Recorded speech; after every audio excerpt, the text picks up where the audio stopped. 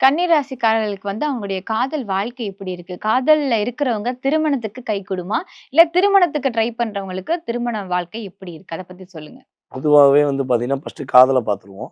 கன்னி ராசிக்காரங்களுக்கு பார்த்தீங்கன்னா, காதல் அப்படின்னு வந்த பிறகு தான் பிரச்சனைங்கிறது கூடயே சுத்தும். ஏன்னா நம்ம ஒரு 4 பேர் இருக்காங்கன்னு வச்சுக்கோங்களேன், கலகலன்னு இருந்தாலே கேட்போம். "கன்னி ராசியாப்பா?" அப்படின்னு கேட்போம். ஏன்னா கன்னி ராசினாலே என்னன்னா, பெண்ணா இருந்தா ஆண் கூட்டம், ஆணா இருந்தா பெண்கள் கூட்டம். அப்படிங்கிறது இயல்பாகவே ஒரு கூட்டம் இருக்க தான் செய்யும்.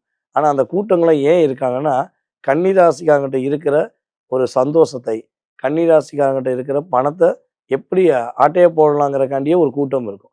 ஆனா கன்னிராசிக்காரங்க இப்போ வரையும் யாருடைய பொருளாதாரத்தையோ, யாருடைய சந்தோஷத்தையோ பறிச்சதா சரித்திரமே இல்ல. ஏன்னா, இங்க சுக்கிரன் வலிமை இழக்கிறார். சுக்கிரன் வலிமை இழந்தனால என்ன ஆகுதுன்னா, தனக்கான சந்தோஷத்தை விட்டுக் குடுக்கக்கூடிய பாக்கியம் இவங்களுக்கு இருக்கு. அப்ப எவ்வளோ அடிச்சாலும் இவன் விட்டுக் குடுக்குறான்டா அப்படின்னு இவங்க கூடவே இருக்கக்கூடிய சூழ்நிலை மத்தவங்களுக்கு இருக்கு. ஸோ அந்த நிலைமையில தான் கன்னிராசிக்காரங்க இருக்காங்க.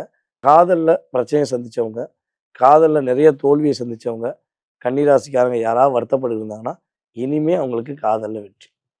இவ்வளவு நாட்களாக காதல்லாம் போலியான காதல் எல்லாமே இவங்கள விட்டு போயிருக்கலாம்.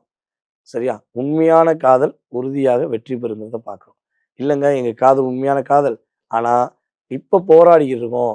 கடைசி நிலைமையில இருக்கோம். எங்க ஒ வீட்ல உள்ளவங்க எங்கள சம்மதிக்க மாட்டேங்கிறாங்க.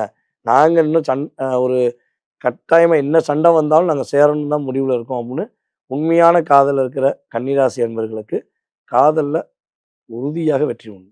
அவங்களுடைய பேரண்ட்ஸோட அனுமதியுடன் திருமணம் முடிக்கக்கூடிய பாக்கியம் இந்த காலகட்டங்கள்ல கிரக ரீதியா ஃபர்ஸ்ட்டு ஏற்படுது.